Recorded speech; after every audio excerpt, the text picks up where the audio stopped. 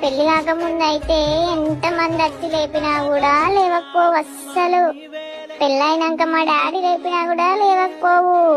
ఇప్పుడు చూడు, నేను వచ్చినాక కనీసం నైట్ ప్రశాంతంగా 1 గంట కూడా నిద్రపోతలేదు. పాపం కదా. ఈ మమ్మీలందరికీ ఒక లైక్ వేసుకోండి.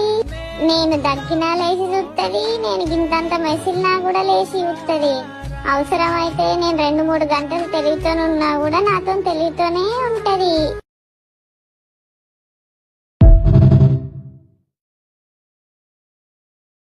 పాపం మా మమ్మీ పెళ్లి కాకముందు అయితే ఎంత మంది వచ్చి లేపినా కూడా లేవకపోవు అస్సలు.